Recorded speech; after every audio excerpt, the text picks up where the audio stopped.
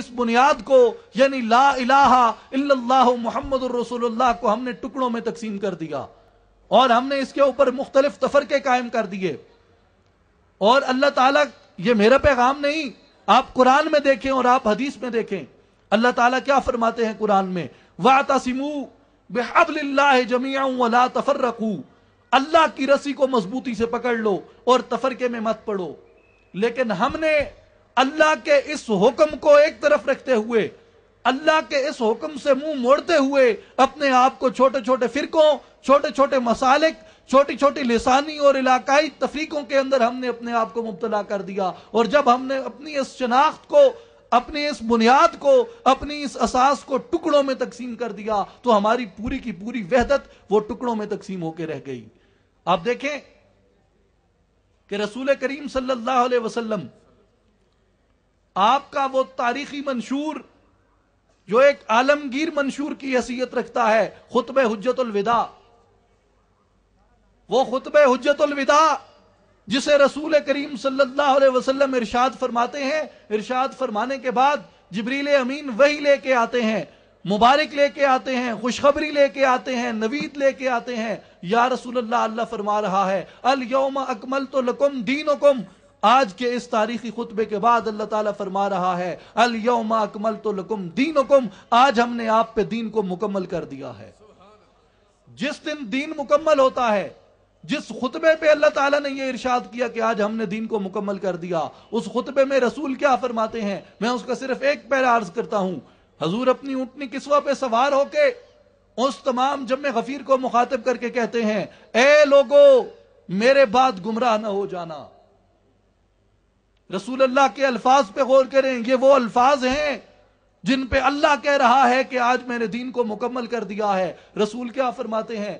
اے لوگو میرے بعد گمراہ مت ہو جانا کہ کہیں تم پھر آپس میں لڑنے نہ لگ جاؤ. اے لوگو میرے بعد گمراہ نہ ہو جانا کہ کہیں تم پھر آپس میں لڑنے نہ لگ جاؤ.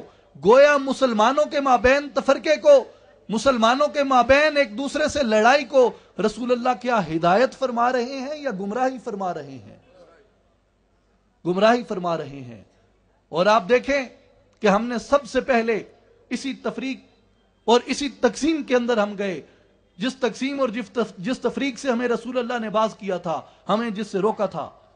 اور آپ دیکھیں کہ اس وقت کا منظر مختلف قبائل تھے، چھوٹے چھوٹے، پوری انسانیت چھوٹے چھوٹے قبائل میں تقسیم تھی، چھوٹے چھوٹے فرقوں میں تقسیم تھی، چھوٹی چھوٹی شناختوں میں یہ منقسم تھے، چھوٹی چھوٹی ان کے اندر عداوتیں وہ بڑی بڑی دشمنیوں کو جنم دے رہی تھی اور انسانیت منتشر ٹکڑوں کے اندر تھی.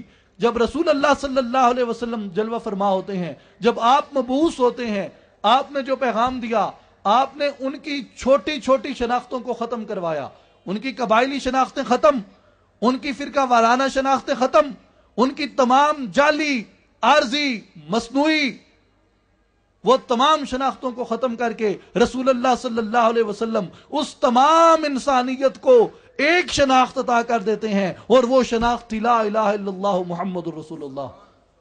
لیکن ہم نے تاریخ کے اس پہیے کو جب الٹا چلایا کہ ہم نے وہ عمل جو رسول اللہ نے کیا تھا کہ چھوٹی چھوٹی شناختوں کو ختم کروا کے ان کو ایک وحدت کے اندر لا کے ضم کر دیا، ہم نے یہ عمل اپنا دیا کہ ہم نے رسول اللہ کے اس عمل کے خلاف ہم نے اس امت کو، ہم نے اس ملت کو ایک وحدت سے نکال کے ان کو پھر چھوٹے چھوٹے ٹکڑوں کے اندر تقسیم کر دیا، چھوٹے چھوٹے قبائل میں تقسیم کر دیا، چھوٹے چھوٹے مسالک میں، چھوٹے چھوٹے فرقوں میں تقسیم کر دیا.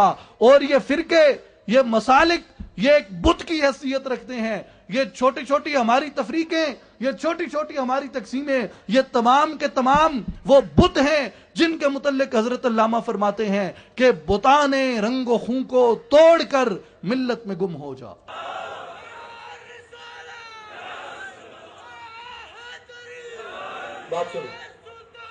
ہمارا ایک ظلم تو یہ تھا کہ ہم نے اس اساس اور اس بنیاد کو ہم نے ٹکڑوں میں تقسیم کر دیا، جو بنیاد اور جو اساس عالم انسانیت کی فلاح، عالم انسانیت کی بقا اور معاشرہ انسانی میں امن کی ضمانت تھی، ہم نے اسی کو ٹکڑوں میں تقسیم کر دیا اور اس کو بانٹ دیا۔ اور آپ دیکھیں مسلمانوں، آپ کی تمام خلافتیں اسی تفریق کے اوپر ٹوٹتی ہیں۔ خلافت راشدہ وہ اسی تفریق کی وجہ سے ٹوٹی، خلافت عباسیہ وہ مسلمانوں کے مابین تضاد اور تفرقے پہ ٹوٹی، خلافت ہسپانیہ اندلس اسپین کے اندر مسلمانوں کے آثار مٹا دیے گئے، مسلمانوں کی نسلیں ختم کر دی گئیں، مسلمانوں کو وہاں سے نام و نشان، ان کا وجود وہاں سے مٹا دیا گیا۔ کس بنیاد کے اوپر؟ مسلمانوں کے مابین تفرقے اور تقسیم اور تضاد کے اوپر۔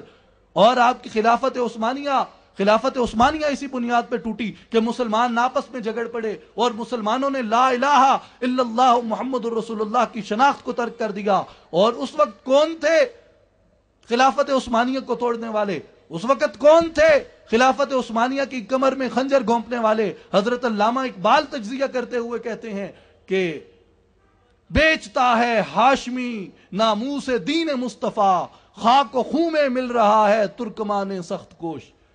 ترکمان سخت کوش کو خاک و خون میں ملانے والے کون تھے؟ مسلمان تھے۔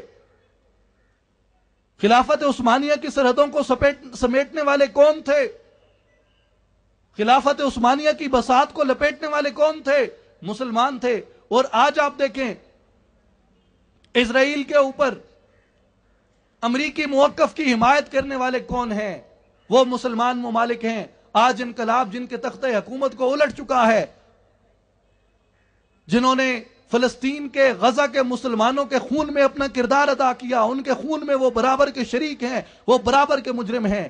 آج دیکھیں اللہ تعالیٰ نے ان کے تختوں کو الٹ دیا، اور وہ عرب جو کشمیر کے اوپر خاموش رہتے تھے اور یہ کہتے تھے